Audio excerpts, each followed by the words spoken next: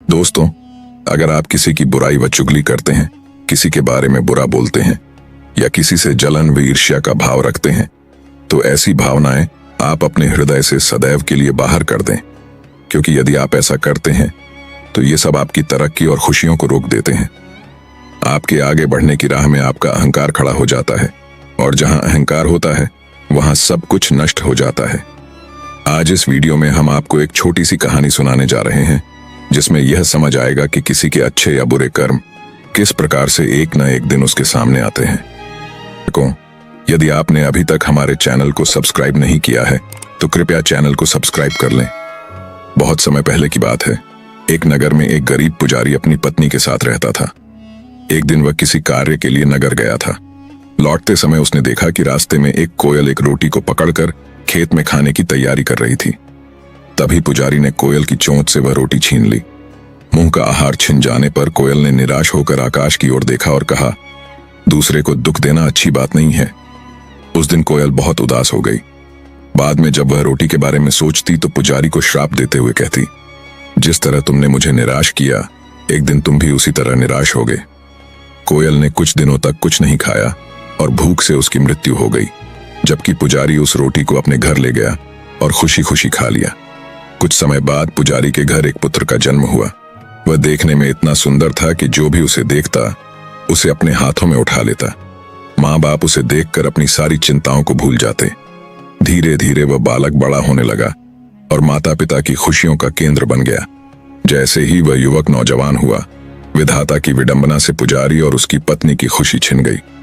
एक दिन उनका पुत्र मृत्यु को प्राप्त हो गया और इसके बाद उनके आंसू थमने का नाम नहीं ले रहे थे। दोनों ने भोजन पानी त्याग दिया और दिन रात छाती पीटते हुए कहते, निष्ठुर काल ने हमें जीते जी जला दिया। पुजारी और उसकी पत्नी दिन रात ईश्वर को बुरा भला कहकर कोसते ही रहते थे। एक रात पुजारी को सपने में धर्मराज दिखाई दिए।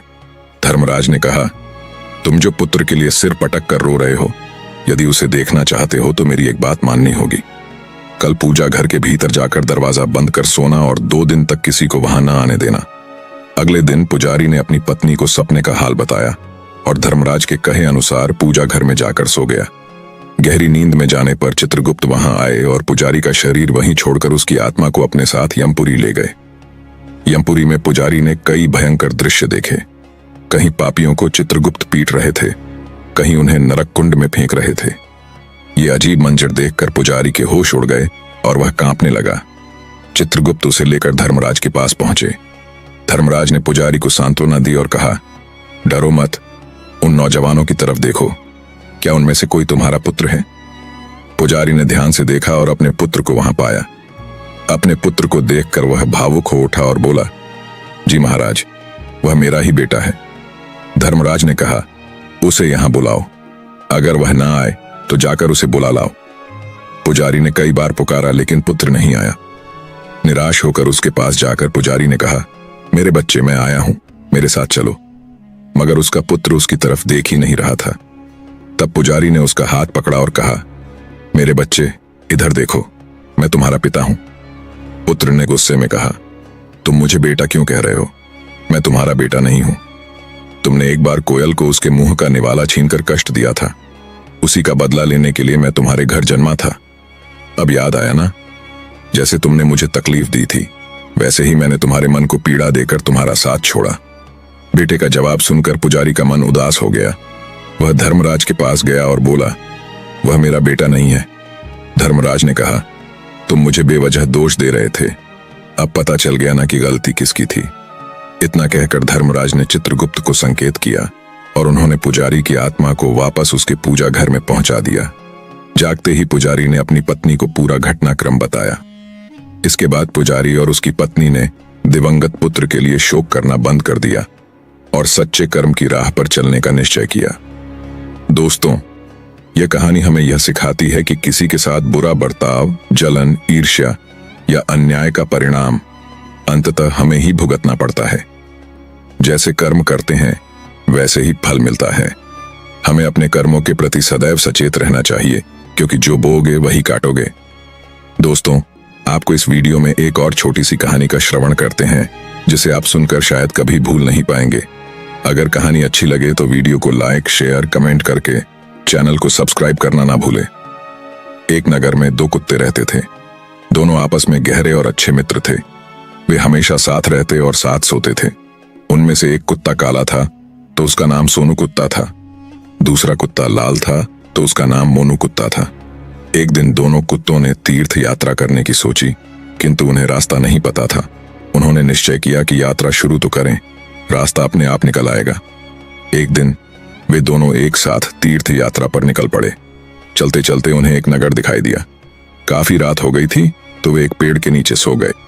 थके होने के कारण उन्हें नींद आ गई। सुबह होने पर वे फिर अपनी यात्रा पर निकल पड़े। एक नगर पार किया और दूसरे नगर के पास पहुंचने पर उन्हें भूख लगी। वहां उन्हें 4-5 चूहे दिखाई दिए।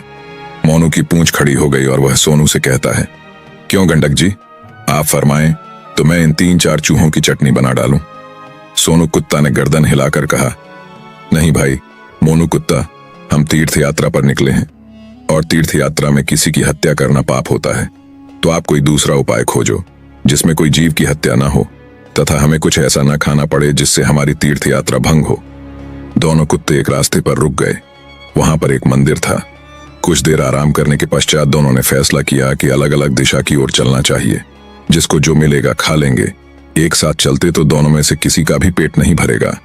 सोनू कुत्ता और मोनू कुत्ता दोनों अलग अलग दिशा में निकल गए।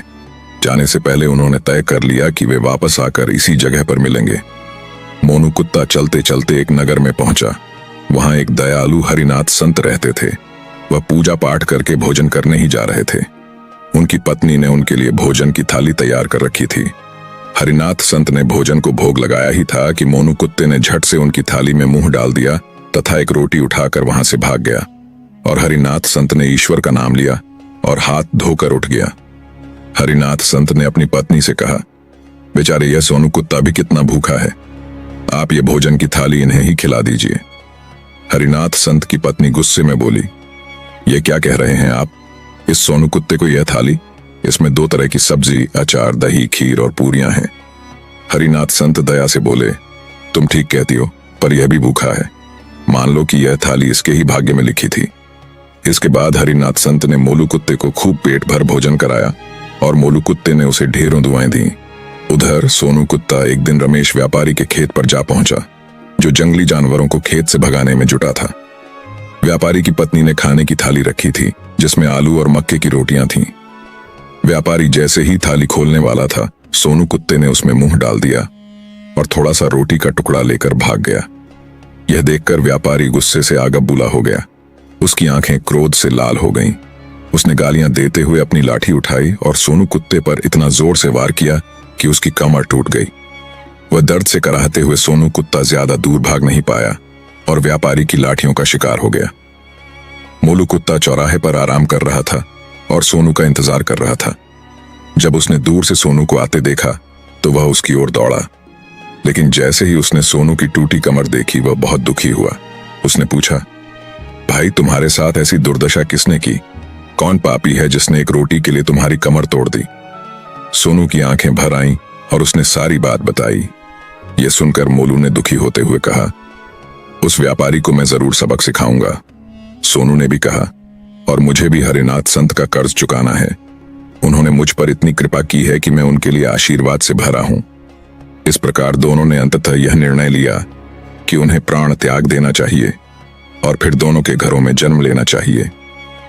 संयोग से रमेश व्यापारी के घर पुत्र नहीं था और ना ही हरिनाथ संत के घर। मंदिर के सामने दोनों ने एक साथ प्राण त्याग दिए।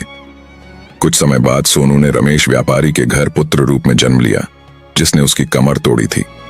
रमेश व्यापारी बहुत खुश था, लेकिन उसकी खुशी जल्द ही आफत में बदल गई। पुत्र के जन्म लेते ही उसकी पत्नी अस्वस्थ रहने लगी। उसकी भैंस मर गई और साल भर की खेती जो हरे भरे अन्न से उगाए थे, उन्हें जानवरों ने तहस नहस कर दिए। दूसरी तरफ मोलू कुत्ता हरिनाथ संत के घर पुत्र रूप में जन्म लिया। हरिनाथ संत और उनकी पत्नी अपने पुत्र को लेकर बहुत खुश थे। समय के साथ जैसे जैसे पुत्र बड़ा हुआ, हरिनाथ संत का मान सम्मान और भी ज्यादा बढ़ता गया। उन्होंने अपने पास के राजा को युद्ध में विजय का सुझाव दिया और राजा ने युद्ध जीतकर उन्हें राज पंडित नियुक्त किया। हरिनाथ संत के बेटे ने छोटी उम्र में ही शास्त्रों का गहन अध्ययन कर लिया और विद्वानों को शास्त्रार्थ में हरा दिया, जिससे हरिनाथ संत के जीवन में 4 चांद लग गए। हरिनाथ संत का परिवार एक सुखी जीवन जीने लगा। वहीं रमेश का बेटा मतलबी और आवारा निकला। वह जुआ खेलता और बचे खुचे धन को अपने दोस्तों के साथ मिलकर उड़ा देता। वह अपने पिता को अपशब्द कहता और डांटता।